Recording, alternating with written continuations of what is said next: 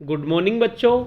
आज की इस क्लास में हम कक्षा 8 विज्ञान के पाठ 10, हमारा पाठ 10 है फसल उत्पादन के महत्वपूर्ण प्रश्नों को लेंगे। आप पाठ को पढ़ लीजिए, उसके बाद इन महत्वपूर्ण प्रश्नों को आप अपनी कॉपी में कर लीजिए। आज की इस क्लास में हम भाग 1 में प्रश्न संख्या 1 से लेकर प्रश्न संख्या 26 तक करेंगे। आपको वीडियो को बहुत ध्यान से देखना है और बहुत ध्यान से देखने के बाद इन प्रश्नों को अपनी कॉपी में भी उतारना है। तो चलिए शुरू करते हैं। हमारा प्रश्न नंबर 1 है, भारत की कितनी प्रतिशत आबादी कृषि पर निर्भर है? तो भारत की जो है 70% आबादी ऐसी है जो कृषि पर निर्भर है। उसके बाद प्रश्न नंबर 2 है, मानव जीवन की मूलभूत आवश्यकताएं क्या हैं? तो मानव जीवन की 3 मूलभूत आवश्यकताएं होती हैं, रोटी, कपड़ा और मकान। उसके बाद अगला प्रश्न है, फसल किसे कहते हैं? तो फसल से हमारा मतलब है किसी स्थान पर उगाए गए एक ही प्रकार के उपयोगी पौधों को फसल कहते हैं। एक ही प्रकार के जो उपयोगी पौधे कहीं पर उगाए जाते हैं उनको हम फसल कहेंगे। अगला प्रश्न है, खरीफ फसल किसे कहते हैं? खरीफ से हमारा मतलब है जो जून में बोई जाती है। जून से अक्टूबर तक उगाई जाने वाली फसलों को खरीफ फसल कहते हैं। जून में उगाई जाएंगी और अक्टूबर में ये कट जाएंगी। कुछ खरीफ फसलों के नाम बताओ। जैसे मक्का, अब आपकी मक्का बोई जाएगी और फिर वो अक्टूबर तक कट जाएगी। इसी तरह चावल और मूंगफली, ये आपकी खरीफ की फसल है।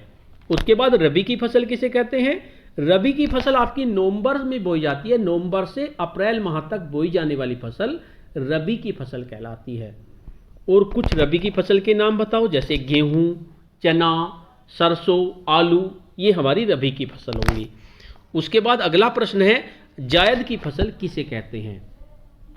तो जो जायद की फसल होती है वो मार्च से जून माह तक बोई जाती है, इसको जायद की फसल कहते हैं।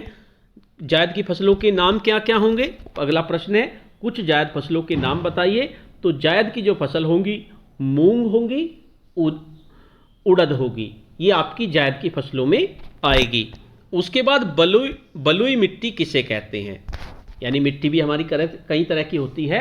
तो मिट्टी आपकी जो बलुई मिट्टी होती है वो कैसी होती है? जिस मिट्टी में बालू की मात्रा अधिक है, क्योंकि इसका नाम ही बलुई है। तो बलुई से मतलब जिस मिट्टी में बालू ज़्यादा हो, तो उस मिट्टी को बलुई मिट्टी कहते हैं। अब बात करते हैं चिकनी मिट्टी किसे कहते हैं। अगला प्रश्न है, जिस मिट्टी में बालू की मात्रा कम हो और मिट्टी के कण छोटे छोटे हों, ऐसी मिट्टी को चिकनी मिट्टी कहते हैं। उसके बाद अगला प्रश्न है, दोमट मिट्टी किसे कहते हैं? अब दोमट मिट्टी क्या होगी? बलुई और चिकनी मिट्टी, अगर आप बलुई मिट्टी और चिकनी मिट्टी को एक जगह मिला लें तो ऐसी मिट्टी जो बन जाएगी वो हमारी दोमट मिट्टी कहलाएगी। तो इसका उत्तर होगा बलुई और चिकनी मिट्टी का मिश्रण दोमट मिट्टी कहलाता है। उसके बाद अगला प्रश्न है हमारा, बलुई मिट्टी किन किन फसलों को उगाने के लिए उपयुक्त होती है? तो बलुई मिट्टी जो होती है उसमें आप तरबूज उगा सकते हैं, खरबूजा उगा सकते हैं, मक्का, बाजरा आदि इसमें आप उगा सकते हैं। अब अगला प्रश्न है हमारा, चिकनी मिट्टी किन किन फसलों को उगाने के लिए उपयुक्त होती है? तो चिकनी मिट्टी यानी कि अगर हम धान उगाना चाहते हैं, कपास उगाना चाहते हैं, तो इन सब को उगाने के लिए चिकनी मिट्टी की हमें ज़रूरत पड़ती है। उसके बाद अगला प्रश्न है, दोमट मिट्टी में कौन कौन सी फसलों को बोया जाता है? तो जो दोमट मिट्टी होती है उसमें गेहूं बोई जा सकती है, चना बोया जा सकता है, मटर बोए जा सकते हैं, टमाटर बोए जा सकते हैं। तो ये सब आप दोमट मिट्टी में बो सकते हैं। उसके बाद बुआई किसे कहते हैं? तो बुआई से हमारा मतलब क्या है? इसका उत्तर इसके सामने दिया हुआ है, लेकिन आपको उत्तर नीचे लिखना है अपनी कॉपी में। खेतों की मिट्टी तैयार करना, सबसे पहले जब आप बुआई करेंगे तो सबसे पहले मिट्टी तैयार करनी पड़ेगी, तथा बीजों का चयन करके मिट्टी में डालना बुआई कहलाता है। यानी अगर आपको बुआई करनी है तो उसमें सबसे पहले आपको खेतों को तैयार करना हो, खेत को जोतना होगा। उसके बाद आपको बीज लाना पड़ेगा ढूंढ के, कौन सा बीज हम बोना चाहते हैं और उसे मिट्टी में डालेंगे, तो इस पूरी प्रक्रिया को कहेंगे बुआई। अगला प्रश्न है, उत्तर प्रदेश की प्रमुख फसल कौन सी है? तो उत्तर प्रदेश में सबसे ज़्यादा क्या बोया जाता है? उत्तर प्रदेश में सबसे ज़्यादा बोया जाता है धान। और इसके साथ साथ गन्ना भी बोया जाता है, लेकिन धान ज़्यादा बोया जाता है। उसके बाद अगला प्रश्न है, पौधे जल व खनिज लवण कहाँ से प्राप्त करते हैं? पौधे जो होते हैं उन्हें जल भी चाहिए और खनिज लवण भी, तो कहाँ से मिलेगा उन्हें? वो सब उन्हें मिट्टी से मिलेगा। उसके बाद अगला प्रश्न है, पौधों के लिए आवश्यक पोषक तत्वों को कितने भागों में बांटा गया है? तो पौधों के जो आवश्यक पोषक तत्व होते हैं ये आपके 3 तरह के होते हैं। सबसे पहले मुख्य पोषक तत्व, उसके बाद गौण पोषक तत्व और उसके बाद सूक्ष्म पोषक तत्व। तो 3 तरह के आपके पोषक तत्व होते हैं।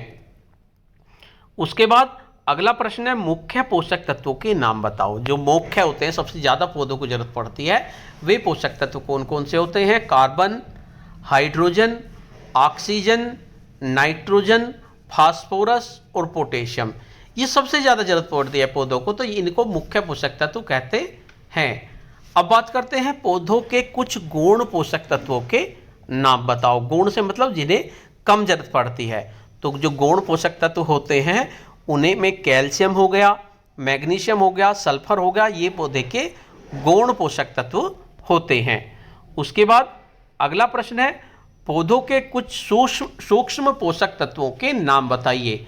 तो पौधों के जो सूक्ष्म पोषक तत्व होते हैं उन्हें लोहा कहेंगे, तांबा कहेंगे, जिंक कहेंगे। जो बहुत कम छोटी मात्रा में पौधों के अंदर होते हैं उन्हें सूक्ष्म पोषक तत्व कहेंगे, और लोहा, तांबा और जिंक पौधों में बहुत कम पाए जाते हैं। उसके बाद अगला प्रश्न है, फसल चक्रण किसे कहते हैं? फसल चक्रण का मतलब, भाई हमने एक फसल बोई, उसके बाद दूसरी फसल लगा दी। उससे क्या होता है, जब एक फसल बोते हैं तो उस फसल के जो गुण हैं वो दूसरी फसल में आते हैं, यानी मिट्टी की उर्वरा शक्ति बनी रहती है। तो इस प्रक्रिया को फसल चक्र कहते हैं। तो फसल चक्र की परिभाषा क्या होगी? एक फसल के बाद दूसरी फसल लगाने की प्रथा, जिससे भूमि की उर्वरता बनी रहे, फसल चक्रण कहलाता है। उसके बाद अगला प्रश्न है, खाद किसे कहते हैं? अब पौधों और जानवरों के जो अपशिष्ट होते हैं, यानी उनके वेस्ट होते हैं, जैसे गोबर, बेकार साग सब्जियां, पौधे, पत्तियां तथा अन्य विशेष से प्राप्त कार्बनिक पदार्थों के मिश्रण को खाद कहते हैं। इन सब चीज से जो प्राप्त होती है उसको हम खाद कहेंगे। अगला प्रश्न है, रासायनिक उर्वरक किसे कहते हैं? तो रासायनिक उर्वरक ऐसे लवण तथा कार्बनिक यौगिक होते हैं जिनमें पौधों के लिए आवश्यक पोषक तत्व जैसे नाइट्रोजन, फास्फोरस, पोटेशियम आदि उपस्थित होते हैं, तो उन्हें रासायनिक उर्वरक कहेंगे।